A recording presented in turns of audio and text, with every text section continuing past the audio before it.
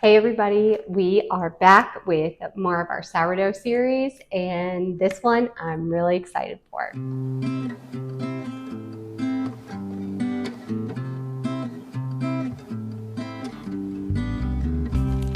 So I have been taking some time trying to perfect my sourdough sandwich bread recipe. And so I've had some requests for that one. And so I'm really excited that I've been able to work on it and share it with you here now. My sourdough starter, you can see it right here. It is risen. It looks beautiful and great. And if you do not have a starter at all or anything that you need to start sourdough, no worries. Just shop at my shop down below. It's called Sevenfold Sourdough, and you can actually get a full sourdough kit. You can get a dehydrated starter, this jar here, the rubber band, a stir stick for stirring it, everything that you need to start your sourdough journey. So no worries, you can easily get started. So for this recipe, what you are going to need is bread flour, obviously, and then you will need either whole wheat flour or I use fresh milled flour. If you've never used it before, it's amazing. You absolutely need to try fresh milled flour. I highly suggest milling your own flour, but if you're new to this, just start with some whole wheat flour, start with some bread flour, and we'll keep going from there. You're gonna need your sourdough starter, some sea salt. I always love sea salt, some honey. I love using fresh local honey. It just always tastes better. We all know that's true. And then you'll need a stand mixer. You can knead it by hand. It will take you a little bit more time, but I like doing it in a stand mixer. And so it is actually evening right now because this is such an easy recipe. It's an overnight proof for I usually proof it for around 12 hours. So it's 10 to 12 hours for the first proof for the fermentation. So what we are going to do is just add all the ingredients into our stand mixer. And so if you wonder what I'm looking at, so I actually write all my recipes down and I have my handy dandy recipe card right here. So I'm really excited about this one. We are going to start with 4 cups of bread flour. Now, for all of my sourdough recipes, I do not use a kitchen scale. The reason for that is I want sourdough to feel easy and accessible to everyone. I want it to feel something that is not super overwhelming if you're new to it. And if you get to the point that you want to do high hydration loaves and everything else, you're fully capable to. And you can do that with a kitchen scale, but starting out, I think just measuring by hand is the best way to go. So we got our 4 cups of bread flour. You specifically want bread flour for this recipe. If you are using fresh flour, you want to use hard wheat flour. So you have soft wheat flour and you have hard wheat flour.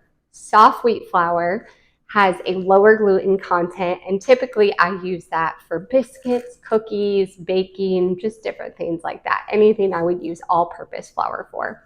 Hard wheat flour has a higher gluten content, so I use that specifically for breads, like sandwich bread. So then you are going to add 3.5 cups of hard wheat flour.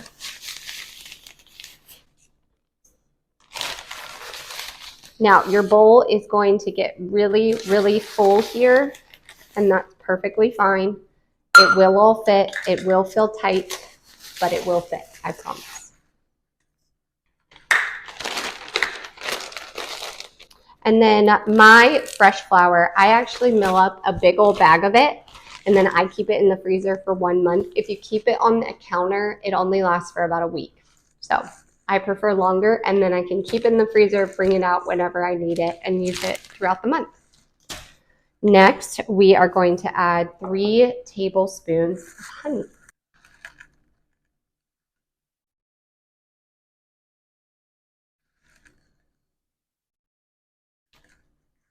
And you can also swap out the honey for cane sugar if you want. That's perfectly fine. And so I just always prefer using honey whenever I can. It's one of my favorites. Next, you will need 1.5 tablespoons of sea salt. And so I'm going to measure that out as well.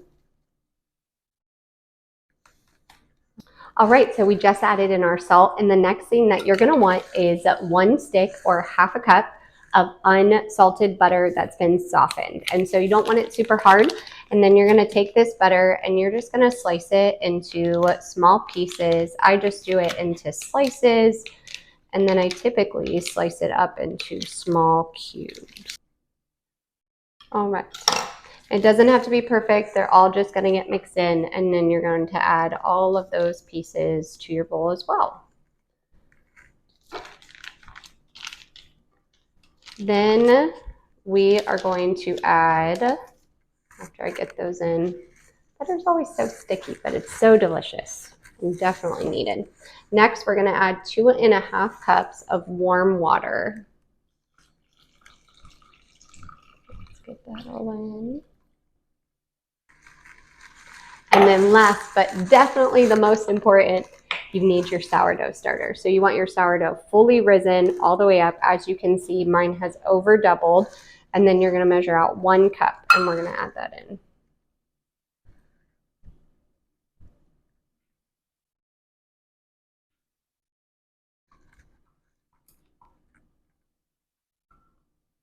Now, if you're not sure if your sourdough is ready or not, what you want to do is actually just take a small amount of it and put it in a cup of water. And this is called the float test.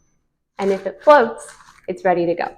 So then what you're going to do is fit your mixer with the paddle attachment. And then you just want to start it on low. That way you don't get flour everywhere. Like that. It'll be all right. All right, after you've mixed it up and it looks like the ingredients have been mostly incorporated with each other, you actually want to switch out to your dough hook attachment. So if you haven't used one before, this that came with your KitchenAid or with your other mixer, this is called a dough hook. And this kneads the dough, that way you don't have to knead it by hand. Now, if you don't have that, you can definitely knead it by hand. It just takes a little bit while longer to do it. And so I prefer the attachment whenever I can have it. So you're going to scrape all of the dough off of the paddle. And then we're going to switch out to our dough hook attachment. And you're going to mix this. I usually do it on a 2 for about 10 minutes. And that will knead your dough for you. All right, so our 10 minutes is up. And so as you can see, the dough pulls away from the side of the bowl. And so it's less sticky than it was. That is what it is supposed to do. So I'm going to get it off of this dough hook here, as you can see. All right. And then you'll hear a lot. Hold on. Woo! There we go. So you'll hear a lot of bread bakers talk about the window pane. So you want it to be like a window pane. So that's when you pull up your bread and you stretch it and it should stay together. Now, one thing I have realized, see, look, you can see it here some, and you should be able to see through it.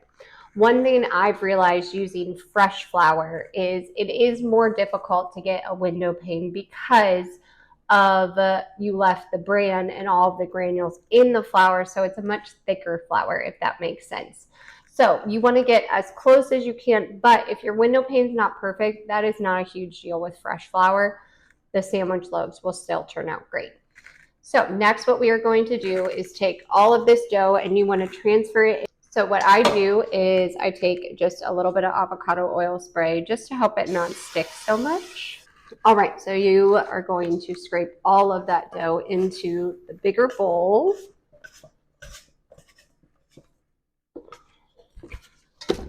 Just like that.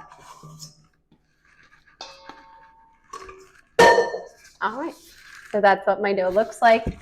And then I am going to cover it with some plastic wrap.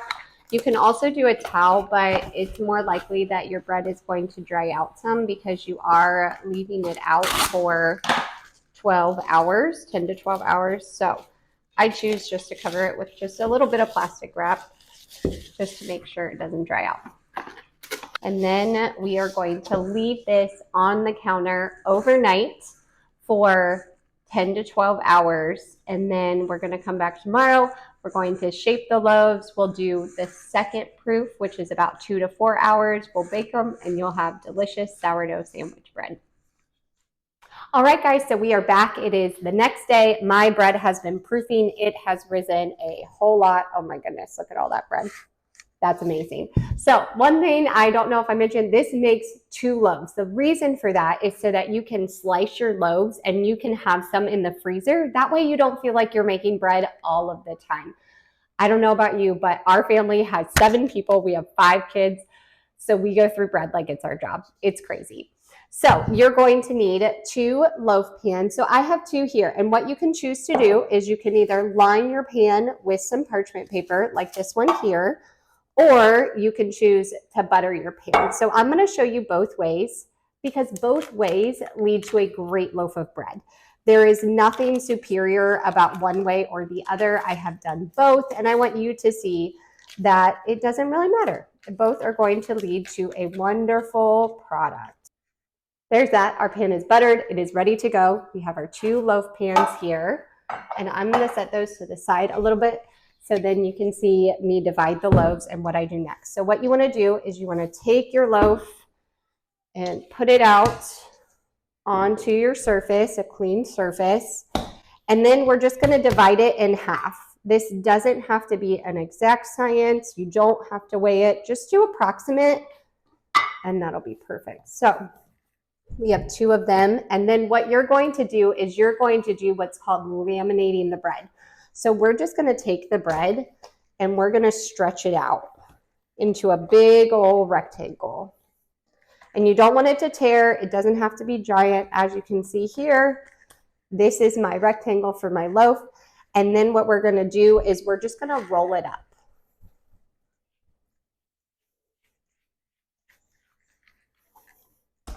Okay.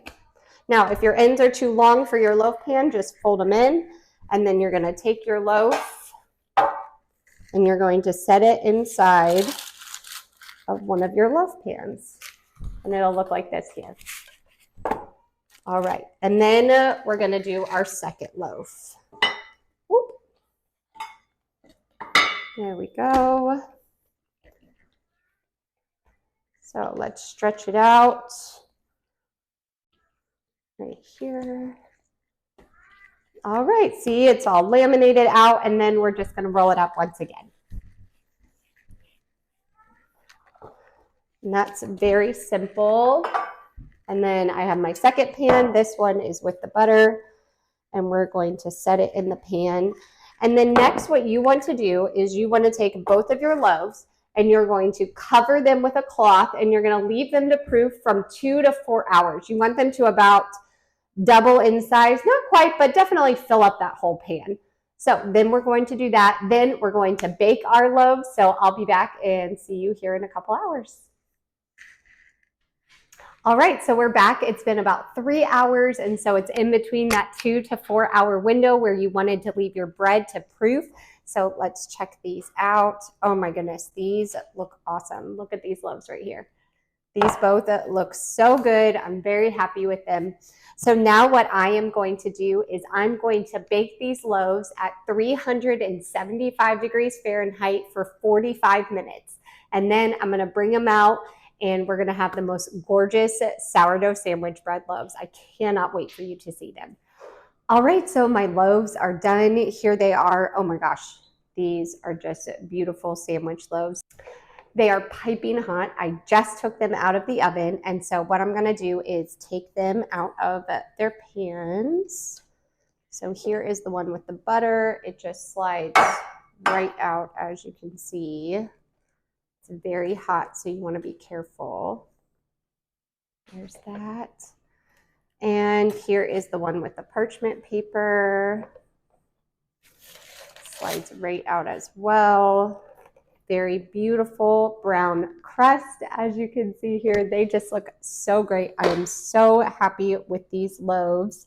And so as you can see, this one's slightly smaller. The reason for that is because I did not weigh the dough before I put them in. I just eyeballed it, and yes, and so sometimes you'll have that, but it doesn't have to be perfect. It just has to be delicious. And so let's let these cool for a couple hours, and then we'll slice them together. All right, so we're back, and our loaves are ready to go. They're ready to be sliced. They look great, and so I got my bow knife here, and I am ready to slice my bread.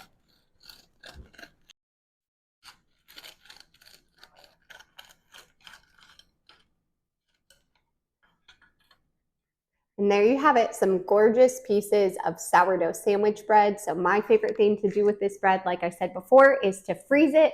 So I just put it in freezer bags once it's fully cooled, and then I just bring them out whenever I want to have some fresh bread, whether it's for breakfast, for lunches, or even to go with our dinner. So please like this video and subscribe, and don't forget to turn on your notifications so that you never miss any of our videos. Thanks again for tuning in. See you guys next time.